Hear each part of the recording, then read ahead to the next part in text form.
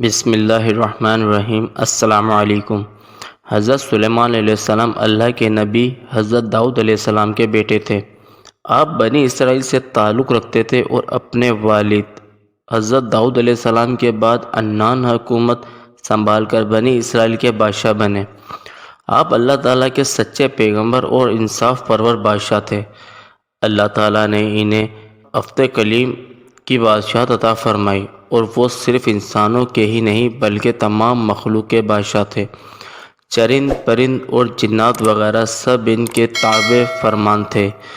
اللہ تعالیٰ نے حضرت سلیمان علیہ السلام کو جتنا وسیع و عریض ملک عطا کیا ایسا کسی جن و بشر کو نہیں دیا۔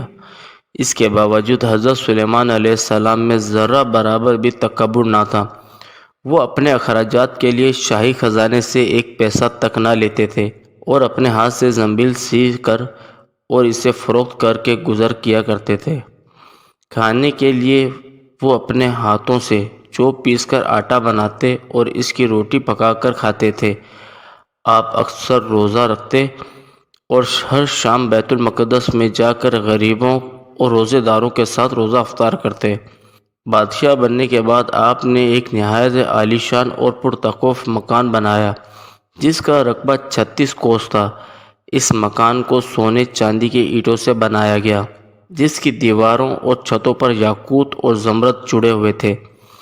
پھر اس مکان کے اندر آپ نے اپنے لیے ایک شاندار تخت بنوایا جس کی لمبائی 3 کوس تھی۔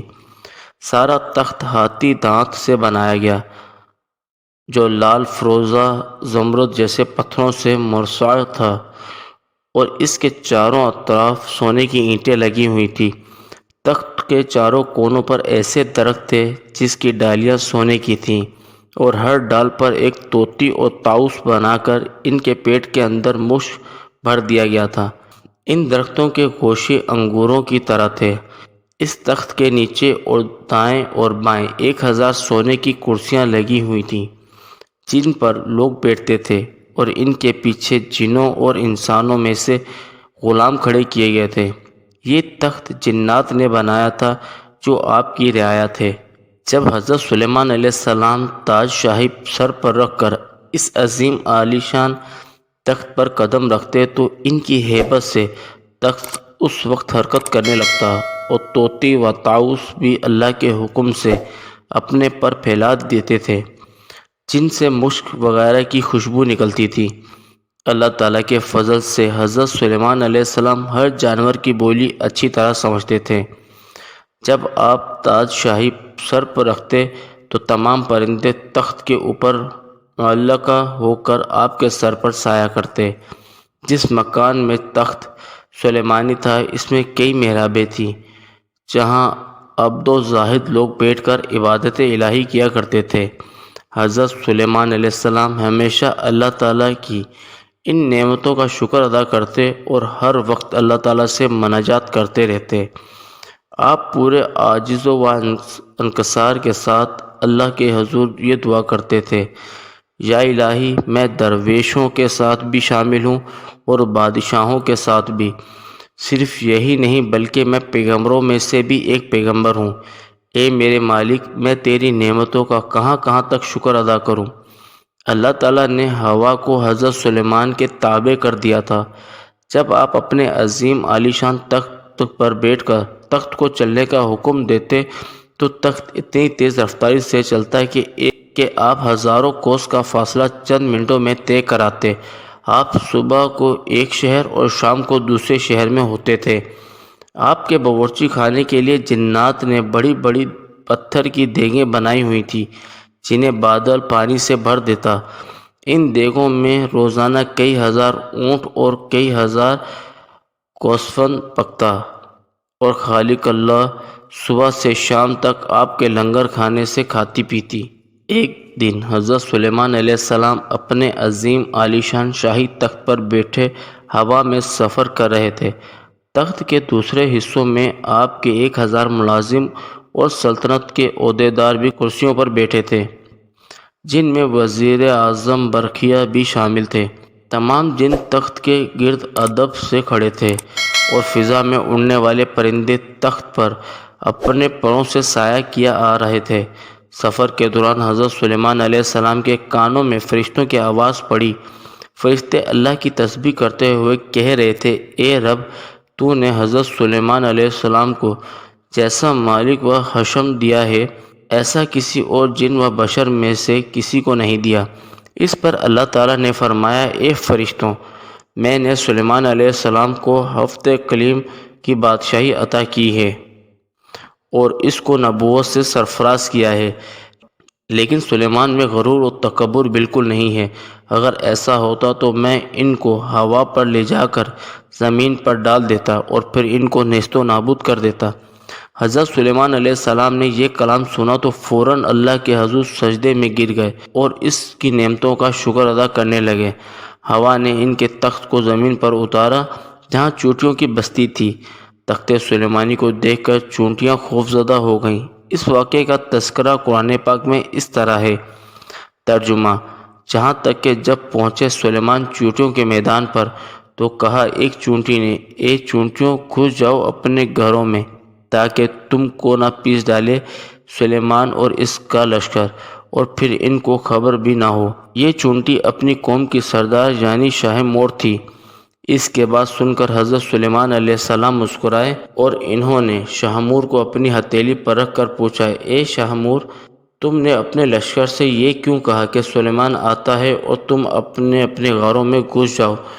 تم نے اس سے پہلے میرا کیا ظلم دیکھا ہے؟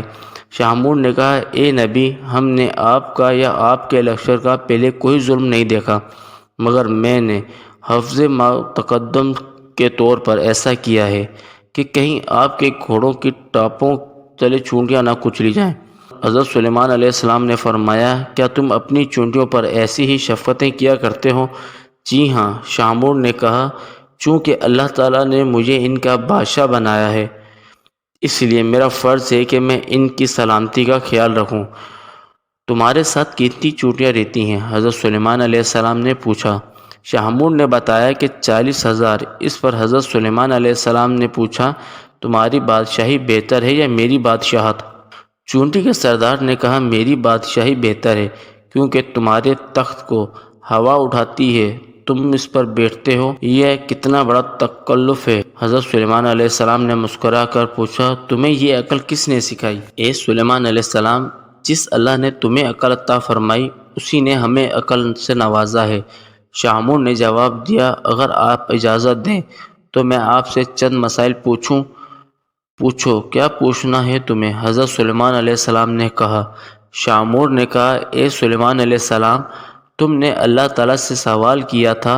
ترجمہ: اے پروردگار، مغفرت کر میری اور بخش مجھ کو ایسے مالک کے نالائق ہو کسی کو میرے پیچھے، تو ہے سب سے بخشنے والا۔ اے سلیمان، تمہارا اس سوال سے حسد کی بو آتی ہے، جبکہ حسد کرنا پیغمبروں کی شان کے خلاف ہے۔ تمہیں یہ بھی اچھی طرح معلوم ہے خداوند قدوس تم سارے جہان کا مالک ہے، وہ جسے چاہے بادشاہی دے اور جسے چاہے نہ دے، تو بڑی دانا اور عقل مند ہے۔ حضرت سلیمان علیہ السلام نے کہا۔ شاہ مور نے کہا، اے اللہ کے نبی، تم بھی اپنی رعایا کی نگرانی کرو، اپنے عدل و انصاف سے رعایت کو خوش رکھو، ظلم سے مظلوم کا حق دلواؤ۔